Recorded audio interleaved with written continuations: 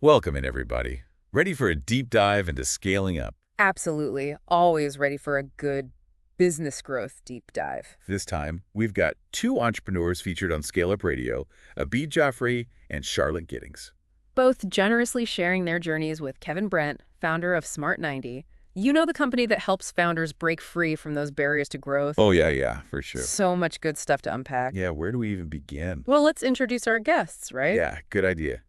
First up, Abid Jafri. He's the powerhouse behind AJ Sports, a family business that literally started in their living room in the UAE back in the 70s. Wow, the 70s. His dad was selling cricket bats right out of their house.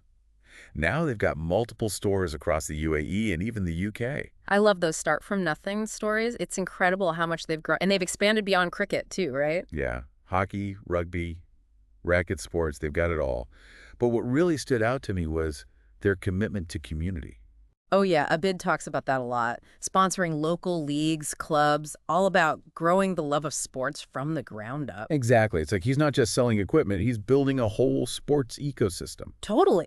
And it's a smart business strategy too. That community connection, that loyalty, it's gold. It's authentic. Yeah. You can't just buy that kind of brand loyalty. Absolutely. Okay, ready for a complete shift? Let's talk about Charlotte Giddings and Brownie and the Bean. Oh yeah, the Brownie and Blondie Bakery. Their story starts a bit differently. Way differently. Picture this. 2019, a horse trailer turned gourmet bakery. Wait, they were baking out of a horse trailer? That's amazing. Right. Talk about entrepreneurial spirit, but then, boom, pandemic hits. Oh no, I hadn't even thought about that. That must have been brutal. Talk about a trial by fire. But Charlotte's got resilience in spades. She and her husband pivoted, embraced online sales, found wholesale partners, even tapped into corporate gifting. Wow, and they were juggling two little kids through all of this, right? Yep. And eventually transformed their garage into a fully fledged bakery. That's dedication. Okay, so we've got a sporting goods empire built from the ground up and a pandemic-proof bakery. Two very different paths to success. But what's fascinating is how much they share in common when it comes to the challenges and strategies for scaling. Yeah, okay, let's get into that. Yeah. What were some of the key takeaways? Well, both Abid and Charlotte are big on strong leadership, and not just the founder knows best kind of leadership. Right, more than just being the boss. Exactly. They both learned the power of delegation, empowering their teams.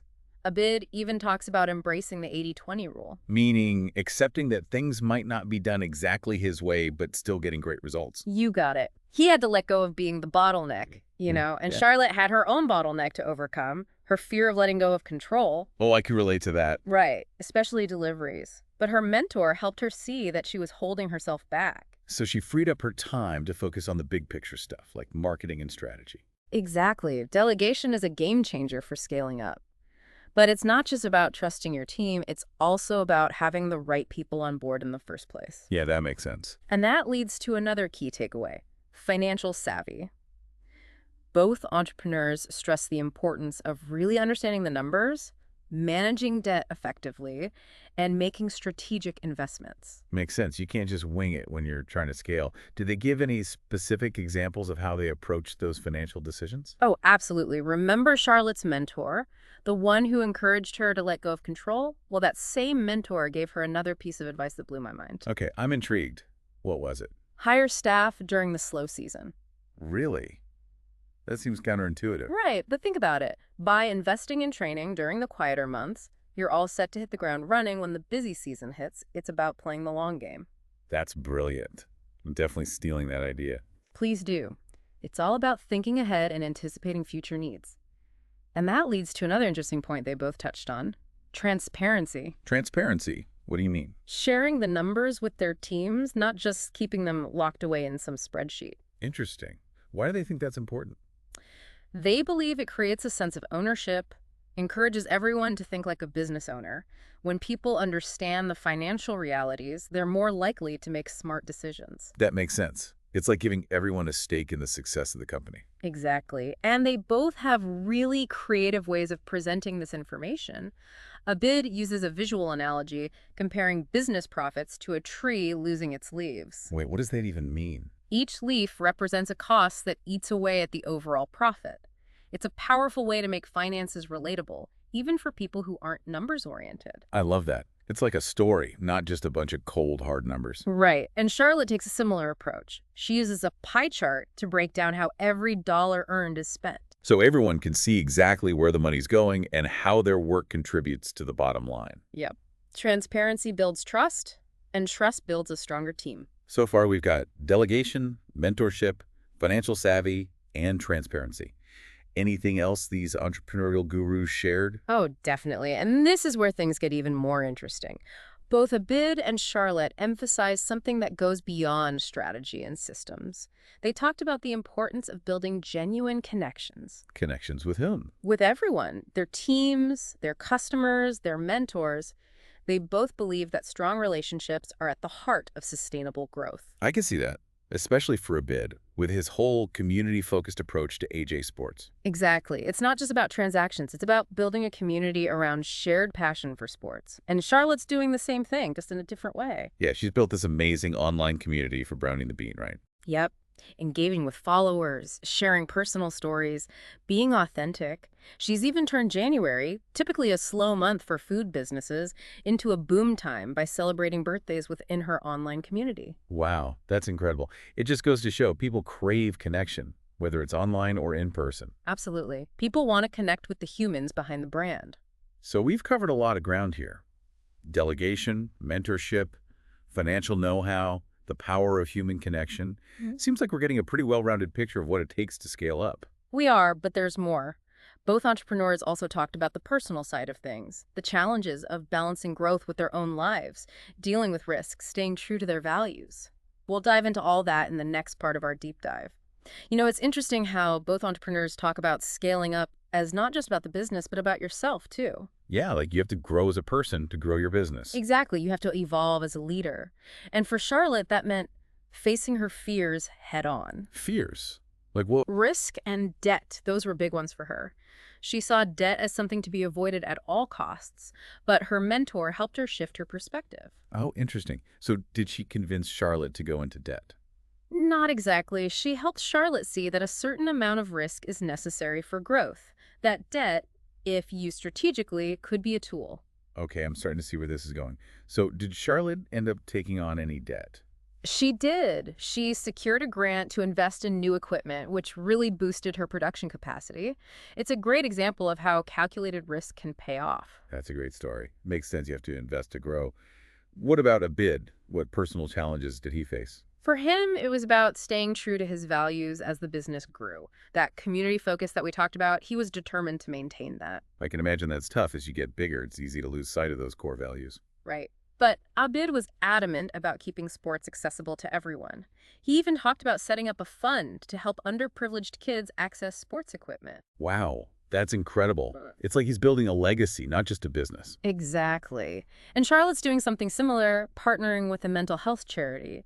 They both understand that success is about more than just profits. Yeah, it's about making a difference. But I'm sure it's not all sunshine and roses, right? There must have been some tough times, some doubts along the way. Oh, absolutely. They both talked about the ups and downs, the sleepless nights. Charlotte was very open about the struggles of balancing work and family. Oh, I bet. Especially with two young kids, it must have been a constant juggling act. Right. She talked about feeling guilty when work took over, missing those precious moments with her kids. I think a lot of entrepreneurs can relate to that. Absolutely. She stressed the importance of communication with her husband, making sure they were on the same page and supporting each other, and setting boundaries, carving out dedicated family time, even when things were crazy busy. That's so important. It's easy to let work consume you. It is. It really is. And Abid actually has a really interesting take on work-life balance. He kind of rejects the whole concept. Rejects it. What does he mean? Well, he thinks that the term itself creates this false dichotomy between work and life, like they're two separate things that are constantly at war. I never thought about it that way, but I could see his point. He advocates for a more integrated approach, finding ways to blend work into your life in a way that feels harmonious. So not about finding the perfect balance, but finding a rhythm that works for you. Exactly. Where work doesn't feel like a chore, but an extension of who you are and what you enjoy. I like that. So we've talked about their personal challenges, but what about their visions for the future?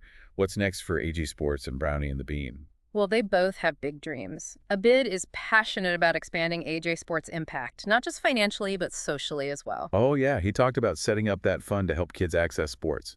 Right. He sees that as just the beginning. He wants to make a real difference in underprivileged communities. That's amazing. And what about Charlotte? What does she envision for the future of her delicious brownie empire? Well, she's craving a bit more balance in her life, more time with her family and to pursue some other interests. That's understandable after everything she's been through.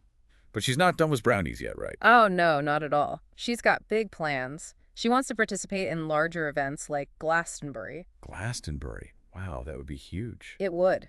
And in the long term, she's thinking about selling the business in 10, 12 years, but on her own terms. So building something she can be proud of, something sustainable that she can eventually pass on. Exactly. It shows that scaling up isn't just about endless growth, it's about creating something with lasting value. It's amazing how they've managed to build successful businesses without sacrificing their values or their personal lives. I know, right?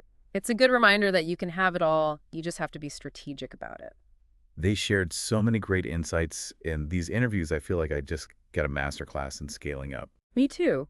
And what I love is how practical their advice is. It's not just theory, it's coming from real experience.